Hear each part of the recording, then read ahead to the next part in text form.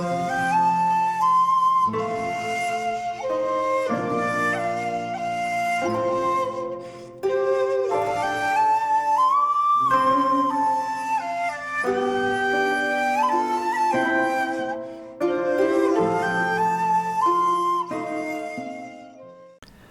there, this is Solitary Ronan from Solitary Ronan Films, and welcome to another random review.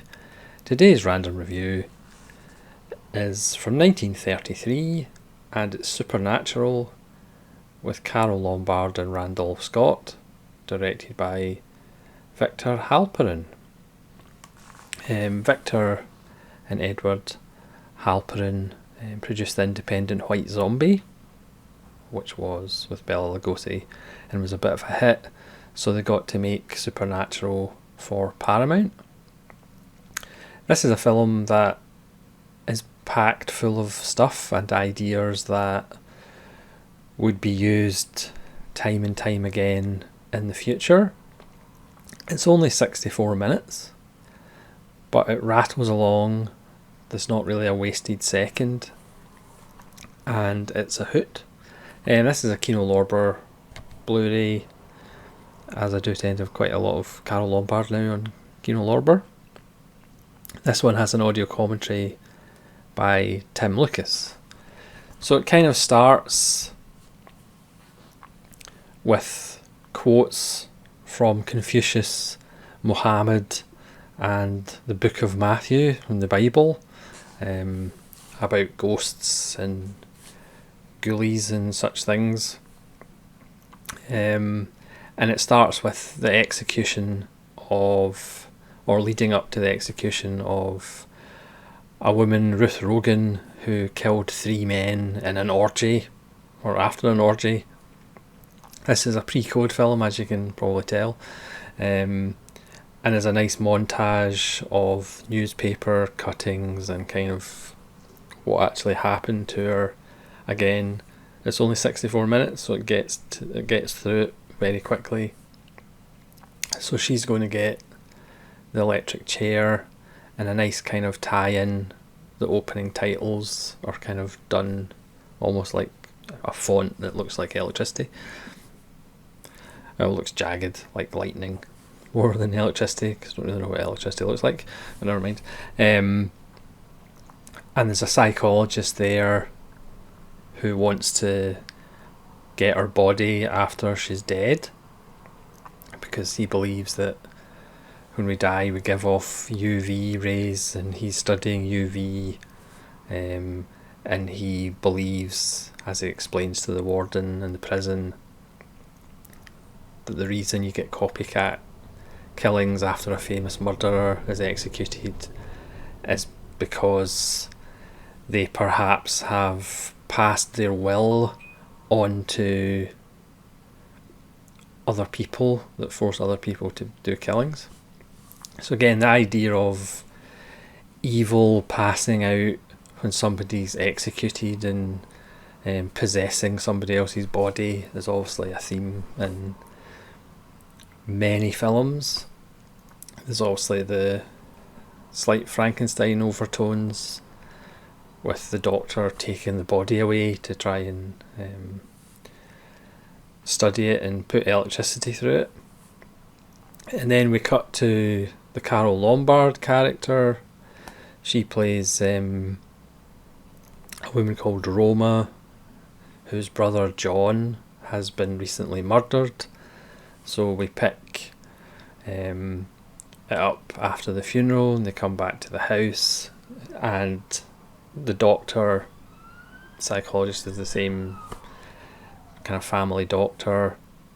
They were a brother and sister music act. There's quite a moving scene with her brother's dog as she plays one of the records. It's another great dog performance in a Hollywood film. The dog's just not in it enough for me. Randolph Scott is her beau. Obviously it's a bit strange seeing Randolph Scott not in a cowboy hat. And you also have the kind of the kind of guy who runs the estate and kind of looks after the money. So the serial killer is executed. Is she really a serial killer? She only killed 3 people at an orgy. Does that count as a serial? I don't think that counts as a serial, really. But she's been murdered. The doctor's got her body. Enter another character who is a scam seance artist who knew the murderess, and he allegedly turned her into the police.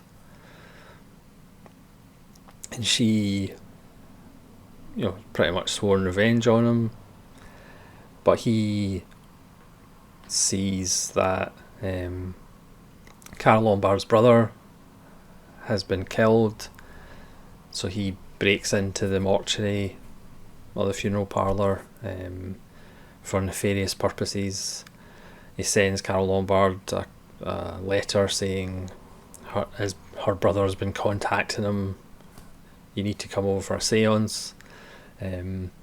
Obviously, he is a scam artist. He's sorting out all these wires and all the tricks of the trade.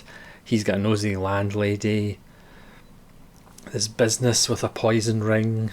There's just like so much stuff going on in a film that's barely over an hour. It reminds me of like the John Bram films that are just like, they're quite short, but they're so packed with so much good stuff.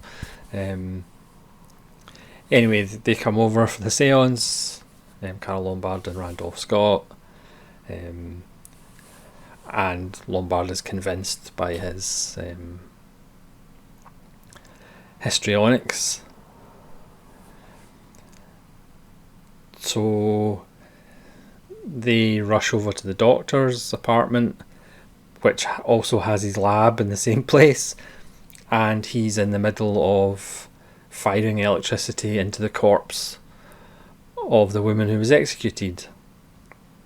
There's a strange wind, and the indication is that Carole Lombard has been possessed by the murderess. There's a wonderful transformation scene which happens on a couch, but it's only really Carole Lombard's makeup. Her lipstick gets a little darker and her eyebrows start getting a little bit more active. You could almost say it's a dual role for Lombard, because she is kind of playing the possessed character. There's lots of nice editing and transposition of the ghostly forms of the spirits. And then obviously the possessed Carole Lombard wants to take revenge on the paranormal shyster. It's a lot of fun.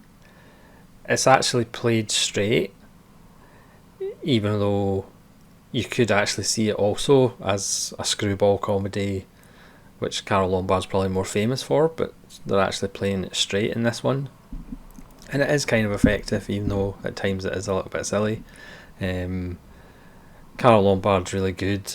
Obviously I'm biased, but she's really good as kind of the innocent, and then as the more aggressive, more sexually aware of her body. Again, this is a pre-code film, so they kind of can get away with some things that they obviously wouldn't in a few years' time. Randolph Scott is perfectly admirable as the hero beau who gets to the bottom of it.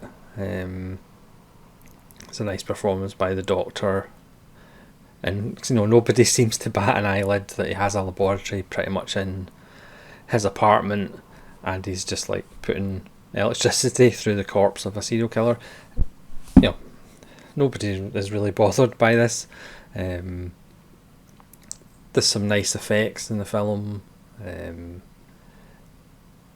It's a lot of fun, and that's all I really have to say about it. It's a lot of fun, and it's another Carole Lombard fan, or another Carole Lombard film for fans even. Yeah, Kino is actually very good for Carole Lombard. Also, I did a video on their collection 1, which has got 3 Carole Lombard films. They've also got Nothing Sacred in Blu-ray.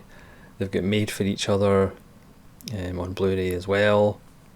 Obviously, it's pretty exciting because in March, I believe, Powerhouse Indicator are releasing 20th Century with John Barrymore and Carole Lombard. So that's another Carole Lombard film on Blu-ray, which is awesome. So yes, it's only 64 minutes, but there's not a wasted second. There's a lot of really nice moments in it. Some nice effects for the time, and lots of themes and plot devices that would be used in films later, loads of times, for films with bigger budgets and longer running times than this one. And it is interesting to see Randolph Scott not in a cowboy outfit. So thanks very much for watching this very short random review of Supernatural from 1933. Hopefully you'll join me again for more random reviews. This is Solitary Ronin from Solitary Ronin Films, saying farewell.